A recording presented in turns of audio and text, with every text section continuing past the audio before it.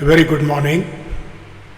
This is a presentation to you from Resonate International with a mission to leverage knowledge worldwide.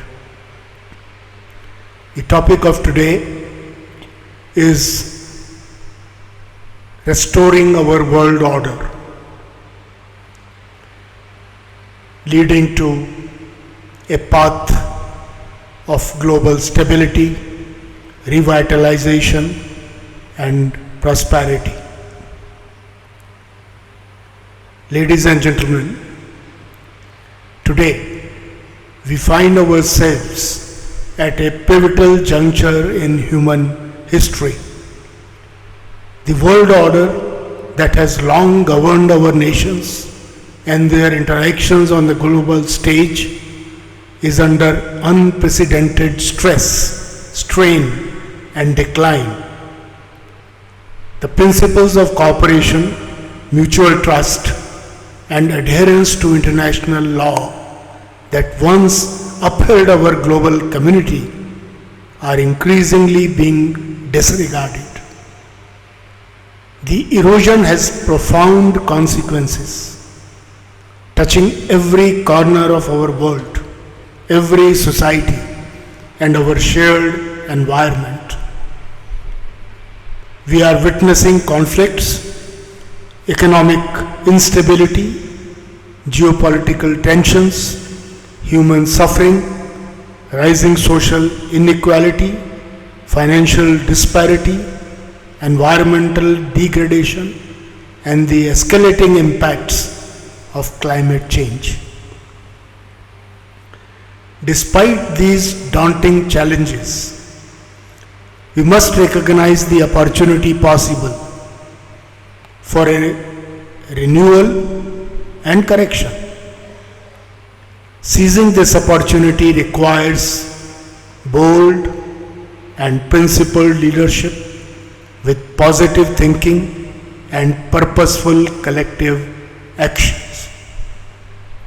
It demands a renewed commitment to the values that uphold human dignity and welfare. A revitalized world order is essential for ensuring peace, progress, and prosperity for our generation and for the generations to come. What can be done really? Let's look at the possibilities. The first is to reaffirm commitment to international cooperation. We must begin by reaffirming our commitment to international cooperation. This starts with reshaping and revitalizing our multilateral institutions such as the United Nations and the World Trade Organization.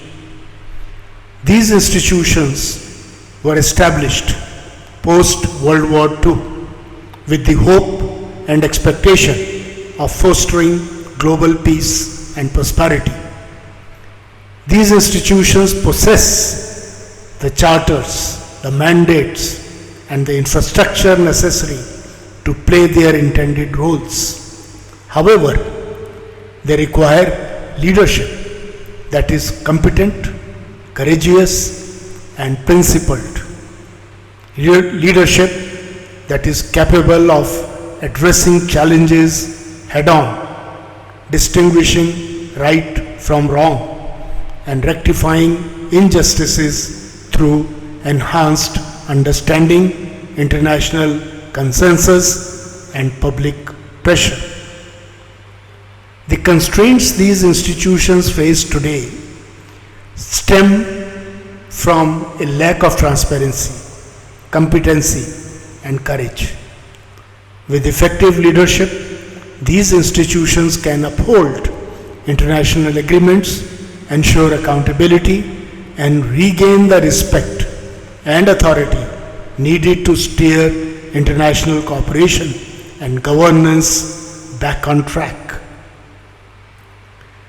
The second point is to to address the root causes of instability and conflicts in our world today. Diplomacy and dialogue, they must be our primary means of resolving disputes. Conflicts often escalate due to a lack of communication and understanding. By fostering a culture of dialogue, empathy, and compromise, we can build bridges between nations and communities, preventing conflicts before they even arise, and therefore a dialogue and diplomacy is important. The United Nations Security Council must restructure itself to remain relevant in today's world. The current state of affairs are untenable and necessary corrections must be made.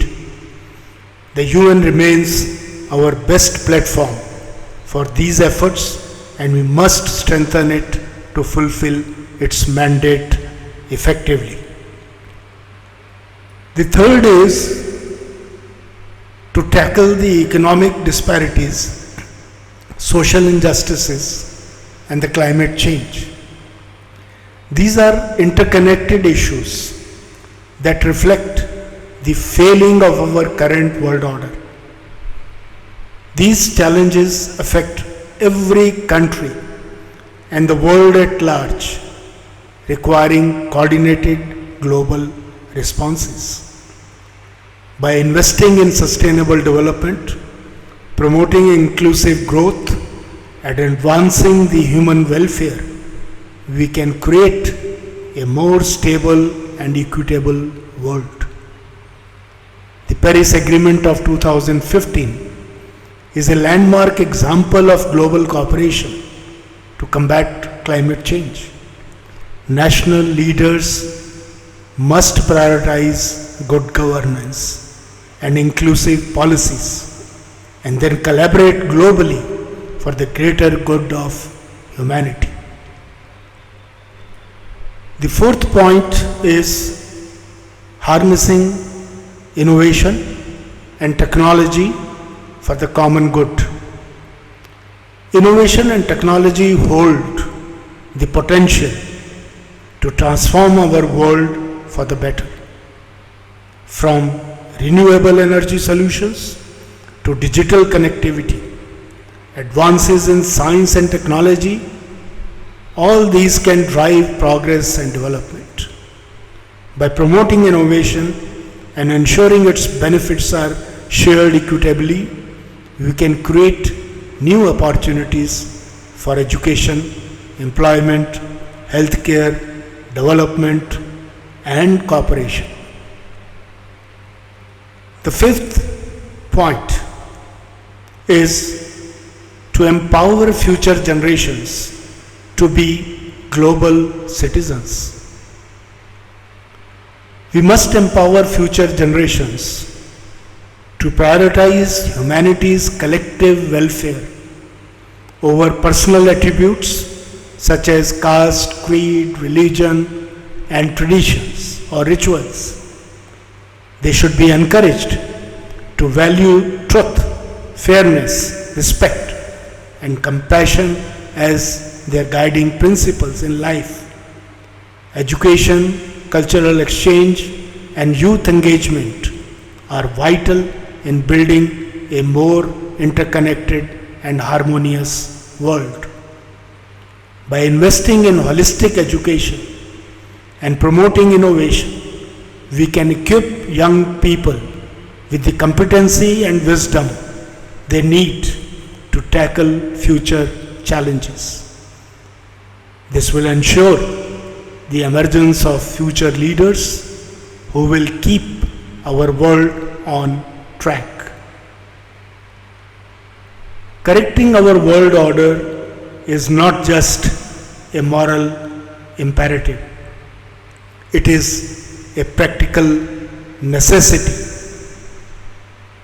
Let us seize this opportunity to renew our commitment to a world order based on cooperation, respect for human dignity, and the rule of law. Let's begin.